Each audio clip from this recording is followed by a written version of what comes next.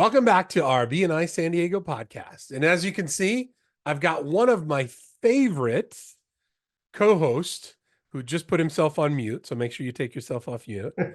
And Alex Terranova. Alex, welcome back.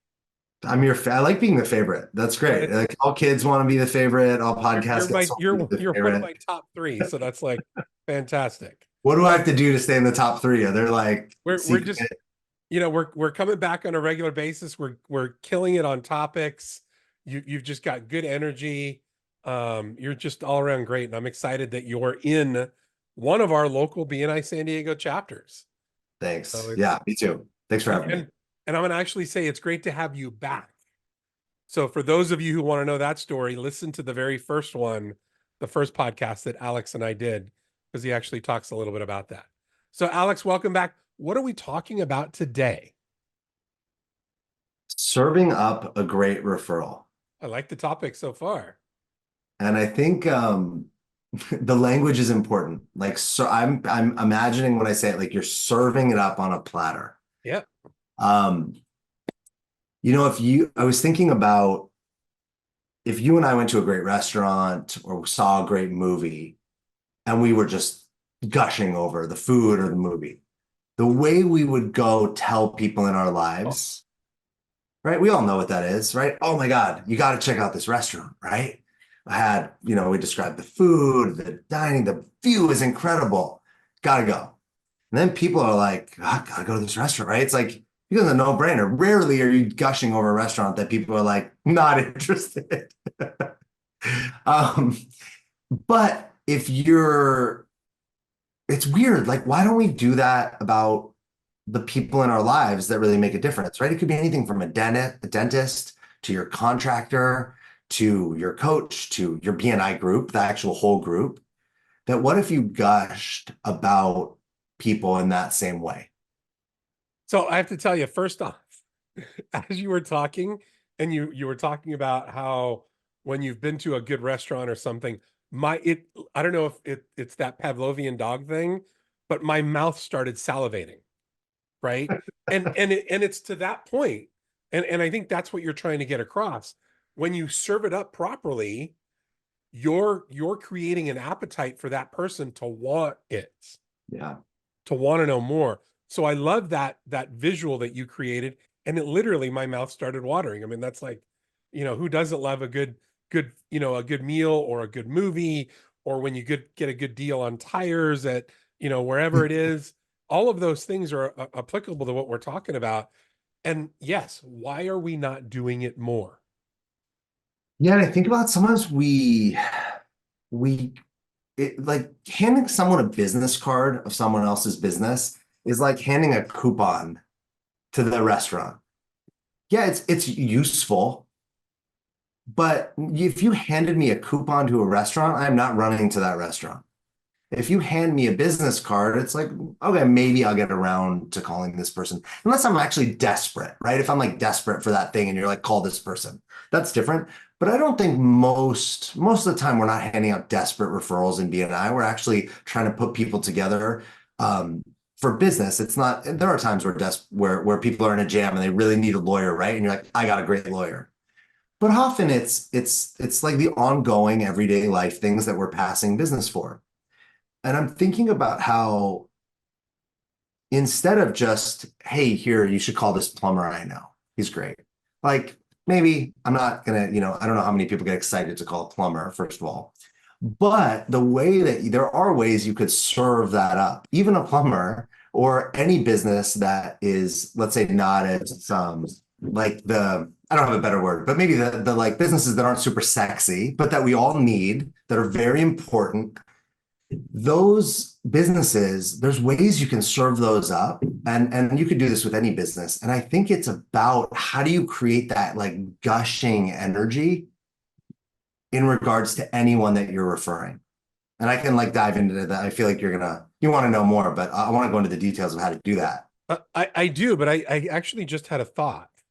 So you had mentioned about, handing someone a business card, the idea of the coupon, how people would look at it, like no big deal. But what would you do if somebody handed you a $1,000 bill? How would you treat that in your hand? right? Well, very special because there's no such thing. So it would be like, right, yeah, you would treasure that Yeah. thing. Or what else I was thinking, because that's the value of what that Could be, business card is. It could be $1,000, it could be $20,000, it could be $1 million that they're literally handing you. How would how would you want that served up? The other element that I thought of in BNI, I've, we're a global organization. I've had wonderful opportunities to meet people from all over the world. And it's been interesting, those in the Asian market, those in Asian regions, when they come to the US, or we're interacting in a global conference, I love the way they mm, make a production out of mhm. handing a business card to somebody. It's not just, hey, here. They actually face it towards the person. It's two-handed, and they're passing it over. So they're doing just that. They're teeing it up. Yeah, it's presented. I've seen Yeah. that. And it's very culturally, it's kind of extraordinary to Yeah. take that much care and time to hand someone your business card. But there's reverence to it. Yeah, that's a good word.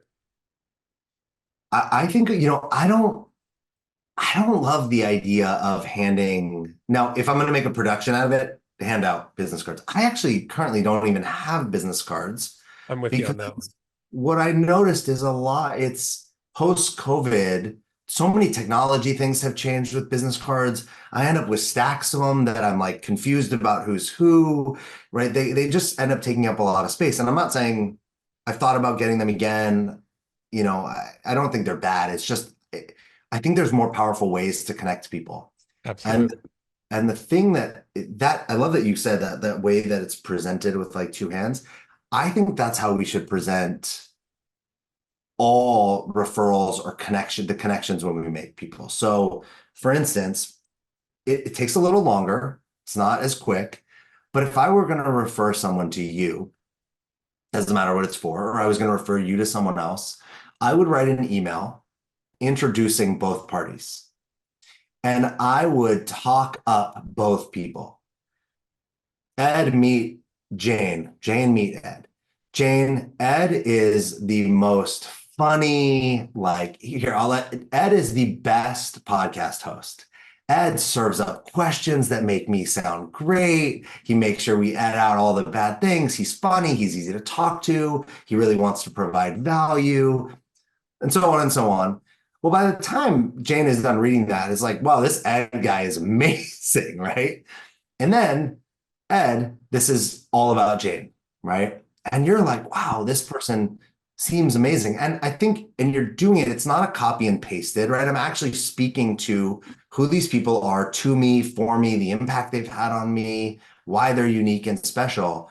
And at the end of that, I think it's pretty hard to be like, I'm not really interested in talking to this person or reaching out to this person. I've just gushed over both these people just like I would gush over the restaurant. They should be almost like clamoring to get to each other. Well, and another word, I think, when I think of the word gush, at least for with what we do, I think it's that element of credibility. You're really teeing up their credibility, because the other person has no idea who I am, or you are, depending on the other side of that referral. What you're doing is you're building this person up in such a way that, when they call, it's like, oh my gosh, Ed, I've been waiting for your call. Who doesn't Mm-hmm. love that? Mm-hmm. Right. And that's how we want to be able to, how to serve it up, how to tee it up, how to present it, with our fellow referral partners. I love that. Love this. It also breaks the ice, right? If you, this is kind of a funny one. My cousin just referred somebody to me for the men's retreats I lead, and she wrote, if you could have seen Alex back in the day, he was the poster child for, and I'm going to bleep out what I'm going to say next. And she went, and now and she said all these wonderful things. In my response to the guy, I was like, wow, that was a little harsh. I don't know if I was the poster child for blank, blank, and blank, but it gave me a way. It like also opens the door to give me a way to create the conversation so that there's some personalness, there's some there's some humanness. They can feel my personality. We get a sense of each other, who each other are, right? Yeah, we do business with people because like, hey, I just need a plumber right Yeah. now. But we don't become loyal to the plumber or the lawyer or the doctor or the printer or the dog walker because they just do a service. We become loyal and refer them because of who they're like the last podcast we did, who they're being, how they show up. They make us feel something. We feel connected to them. We feel safe with them. And I think that really serving up um, that referral or that connection that way is the teeing off point of that of two people being able to connect in that way. Well, and to look at it from the flip side of this, if we're going to be if we're the one that somebody is teeing up, how would we want them to do that? Mhm. You know, what's the language that we would want them to say? What's the emotional trigger that we may want, you know, like you said about, you know, when they said, you know, if you knew Alex before and to see him now, there's some emotional triggers that you know that click, and it's like, oh wow, I can't wait to know Alex because, you know, I mean, just from what, you know, was said. Yeah. Yeah. And also if you know, right, if I know I'm connecting you to let's say another person who has a podcast, Hmm? right? I don't know. Do you have kids? I Yes, don't know. got four Okay. daughters. Okay. So let's say I was connecting in one connection, I was connecting you to someone who I know is single and has a podcast. I'm probably going to leave out, oh, and he's a father of four. If I don't think that's going to get them Yeah. necessarily as excited, right? I'm going to speak to the things that I know will connect you to. Whereas if I'm referring you to someone who is also a father, you're both great dads. Maybe you're both dads of daughters, right? Then like you both have daughters. I know how committed you are to your daughters and being present in their life or whatever the thing is. And now I'm giving you all the building blocks to to create a relationship. So it's that element of building commonality. Because when Yeah. you know, it's interesting. Years ago, I was in the auto business for a period of time, and I did some training with some people in the auto business, and you know, working with some of the salespeople. And one of the things that we would teach is from the moment you shake somebody's hand to the moment you actually touch a car, the Mm, goal is to create some dialogue to find commonality. mm, Because mm, when you transition from not knowing each other to finding something in common, now it's not a sale, now it's a relationship. yeah.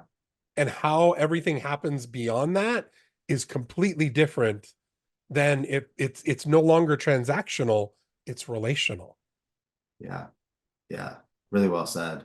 And you go back to when you want to interact with people you have relationships with, right? I mean, I know people I do business with that if I'm like really honest, I don't know that they're the best at the thing they do. I think I could get it a better person, but I really like them. I really like them. I like what they stand for. I like their family. I want to support them, and I think that ultimately at the end of the day, like they have to still do a job sufficient that I'm satisfied with, right? They can't, it's not like they can just tank the job, but that relationship has some legs on it just as much as doing good work has legs on it. Oh, big time. And that's why the element of getting to know people and building those business professional both I think there's an element of professional relationship, but also tying in a little bit of personal relationship because it makes you want to help them even more, which means I want to serve it up even better so that interaction that they have with the referral that I'm sending them goes really well. Mhm. Yeah, here's another piece that you can add in. And it can be overkill. You need to know like where to use it and put it in. When you get introduced, if I was coming to speak to a BNI chapter and you had me as a special guest speaker, you would introduce me, right? We even do that for whoever the speaker is that day, Yep. we introduce them. We set them up, right? We give them credibility. It lets you know a little bit about them. It's a mini version of if you were going to speak to a room full of people. if you know, right, if you are introducing me to someone and you know that person really cares about credentials, well, then in that, it's like, hey, Alex is credentialed by the International Coach Federation. He's credentialed by this performance mastery program, right? All these different things. If you're talking to someone who you're like, they don't care about that. You're like, oh wait, but Alex was featured in Yahoo. Alex was featured, whatever things, right? Yeah. They care about those things. Maybe they don't care about those things, right? You're like, oh, but they like in-person events. Alex leads retreats. You're literally giving the highlight reel that to the person that you with the like ingredients you know they love, Yeah. basically. No, that's a great way to Uh, put it. That's a great visual. Excuse me. That you just pointed out. You're pointing out, and again, that's the difference between in BNI we call the difference between a lead and a referral. Where the referral it takes a little bit more work, but it's so worth it because you're mhm. teeing it up so that when that person receives it, they're able to knock it out of the park. And by going the extra mile of highlighting the things that you know that are important to the person is huge, Yeah. absolutely huge. I want to share doing this well not only results in business, right? That's like a clear, we all want that. But doing this well can result in friendships that go so far beyond. One Mhm. of my best friends stood at the altar with me at the wedding, is a guy I gave a referral to in BNI. I didn't know him before BNI. No When, way. when we sat, this was in the La Jolla chapter, we sat across from each other. Never would have thought this guy would have been a friend. Would not have predicted that. We did a one-to-one. I was like, yeah, nice guy. Kind of, that was about it. I was like, nice guy. Like, let me see if I can get him some business because we're in the same chapter. And I gave him a referral and I teed it up as best I could. It worked out. And then he called me and said, I want to take you to dinner because you just gave me this massive amount of business. We went to dinner and we became friends. And a couple years later, he wasn't my best man, but he was up Well, there you're the with me. guy, yeah. And and I swear that the way I teed him up, it wasn't the one-to-one. The one-to-one was fine. It was the way I teed him up that got him that business, that the snowball effect has him be to this day, like probably 5 years later, 6 years later now, one of my best friends. So it's what's the word that I'm thinking of? Is it catalyst? Yeah, yeah, It's the catalyst point. That point of just that thing that just really, because in order for the ball to start moving, it's got to be there. What's that point to get it to start rolling down the hill? yeah, Oh yeah. man, I love this conversation. Holy moly. This I is a think good one. This is a there's fun one. there's such an I so much of the work I do is around leadership. And one of my biggest components in leadership that I teach is whoever goes first wins. And look, in relationships, that's like who says I'm sorry first, who forgives first, who sometimes makes choices first. There's no right way, but it's like whoever goes first wins, and in partnership. And I think that this applies to referrals, it applies to serving it up. It's like go first and set people up to win, and then you will win. We don't realize it. We don't do it for that, right? We're not giving, we're not givers gain Yeah, is what we say, but I'm not giving you business and then sitting there going, you better give it back to me. But actually, it's it not feels quid pro good. quo. Yeah, giving you business feels good and it's fun, and seeing you succeed actually feels good, and then it always does find its way back to you, right? With that guy, it found its way back to me in like a best friend, and in other people it's found its way back as money, and other people it's found its way back as podcasts and all sorts of things, right? I liked how you put that. When you go first, what came to mind was a saying that we've got: show up to give. Whatever you're doing, show up to give. If you're not, if you're not setting somebody up for success, why would you even do anything? Yeah. And again, it goes back to what's your standard. If Yeah. your standard is success, then every person that you refer, everything you do, you want to set them up for success, which means, as you said, really teeing it up and serving it up in a proper way so that they can then knock it out of the park. 100%. Yeah. Alex, as always, I thoroughly enjoy our conversations. It's always thought provoking. I'm leaving away with a chunk of things so that the next time I'm able to refer to someone, I'm now thinking about how do I go about serving it up the right way, with anticipation and all those things. Thank you so much for being on with us again. I look forward to many, many, many more conversations. And I love, because that's what this is. This is, two friends having a great conversation about some really good stuff. So I Yeah. really appreciate it. Thank you for joining us today. You do a great job. I love it. I've done a lot of podcasts. Every host does not serve it up and make their guests look great, and you always do. So thank you. Thank you, Alex. Yeah. And to our listeners, thank you again for joining us. We look forward to having you back with us next week. We've got some more incredible guests, and we'll let you know ahead of time when we've got Alex coming back, because he's one you definitely don't want to miss. Hope you all have a great rest of your week, and we look forward to seeing you next week. Thanks, everyone. Thanks again, Alex. This episode of the BNI San Diego podcast has been brought to you by Cruise Productions, a San Diego-based video production company and proud BNI member. You can find us at the intersection where business and creativity meet, or online at cruiseproductionsinc.com.